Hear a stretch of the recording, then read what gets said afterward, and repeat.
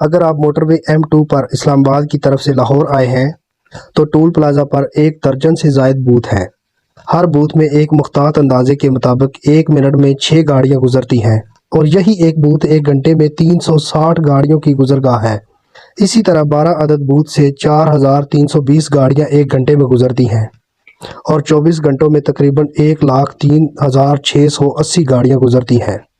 اسلام آباد سے لاہور تک ایک کار کا ٹیکس 1000 روپیہ ہے اور اسی طرح بڑی گاڑیوں کا 4-5 ہزار تک ٹیکس چلا جاتا ہے۔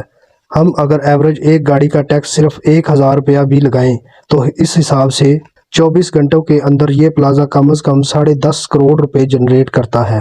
اس طرح ملک بھر کے موٹر ویز اور ہائی ویز پر ان ٹول پلازوں کی تعداد گن لیں اور پھر ان کو کروڑوں سے ضرب دیں تو صرف ٹول ٹیکس کی مد میں روزانہ کے حساب سے اربوں روپے حکومت کے خزانے میں جمع ہو رہے ہیں۔ آپ جس گاڑی میں سفر کر رہے ہیں اس میں پیٹرول کی مد میں کم از کم 1 لیٹر پر 50 روپے ٹیکس کاٹا جا رہا ہے۔ آپ حساب کریں کہ روزانہ لاکھوں گیلن کے حساب سے جو پیٹرول ڈیزل کنزیوم ہو رہا ہے، اس کا ٹیکس بھی روزانہ اربوں روپے کے حساب سے حکومت کے خزانے میں جا رہا ہے۔ آپ جس گاڑی میں سفر کر رہے ہیں اس کو جب خریدا جاتا ہے تو جتنی گاڑی کی قیمت ہوتی ہے اتنا ہی اس پر سیل ٹیکس اور کسٹم ڈیوٹی بھرنی پڑتی ہے۔ آپ جس گاڑی کو اپنے پاس رکھتے ہیں اس کی سالانہ ایکسائز ڈیوٹی بھی اربوں روپوں میں جمع ہوتی ہے۔ آپ کی بجلی کا بل بھی اگر 10,000 روپے ہے تو اصل بجلی کی قیمت 3,000 نکال کر بقایا 7,000 روپے ٹیکس ہے جو ماہانہ ہر کنزیومر سے کاٹا جاتا ہے اور اربوں روپیہ خزانے میں جمع ہوتا ہے۔ اسی طرح گیس کے بل پر بھی اسی شرح سے ٹیکس لگ رہا ہے اور خزانے میں جمع ہو رہا ہے۔ آپ ایک میڈیکل سٹور سے 300 روپے کی دوائی خریدتے ہیں، ایک مختلف اندازے کے مطابق اس پر تقریباً 40 سے 50 روپے تک سیل ٹیکس ہے جو کہ خزانے میں جمع ہو رہا ہے۔ آپ اپنے مکان کا نقشہ پاس کروا رہے ہیں اور آپ کسی بھی ڈیولپمنٹ ادارے کے دفتر میں جائیں تو لوگوں کی قطاریں لگی ہوئی ہوں گی جن سے 40 سے 50 ہزار روپے فی نقشہ فیس جمع کی جاتی ہے، یہ بھی خزانے میں جمع ہوتی ہے۔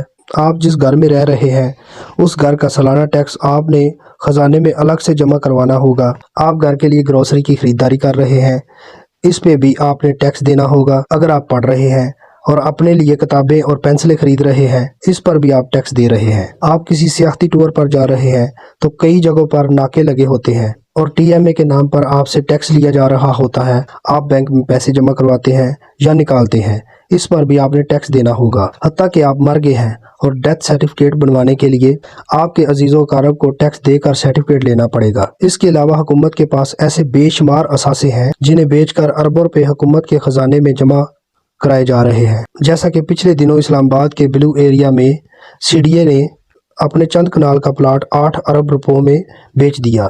یہ نہ پہلا پلاٹ تھا اور نہ ہی آخری پلاٹ تھا۔ میں نہیں سمجھتا کہ میرے پاس اگر چند مرلے کا کمرشل پلاٹ ہوتا تو اس ایک پلاٹ سے میری زندگی شاندار گزرتی ہے، بلکہ میری آنے والی نسل بھی اس سے بھرپور استفادہ کرتی۔ میرے پاس اگر چھوٹا سا کارخانہ ہو تو ہماری اگلی نسلیں اس سے فائدہ اٹھاتی ہیں۔ ایک ٹرانسپورٹر کے پاس ایک آدھ بس یا ٹرک ہوتا ہے تو اس کی پوری فیملی کی کفالت اس سے ہوتی ہے۔ مگر سوال یہ ہے کہ جس ملک میں اربوں خربوں کا ٹیکس روزانہ کی بنیاد میں اکٹھے ہو رہے ہیں وہ کیوں مفلوق الحال ہے اور اس دنیا کے سامنے ہاتھ پھیلا رہا ہے؟ اب تو حکمرانوں سے حساب کرنا ہوگا اور ہر شہری نے اٹھنا ہوگا۔ سیاسی جماعتیں بے شک کچھ بھی نہ کریں مگر ہم نے اس ملک کو بچانا ہے اور اپنے ملک کے لیے ہم نے ہی سوچنا ہے۔ Thanks for watching.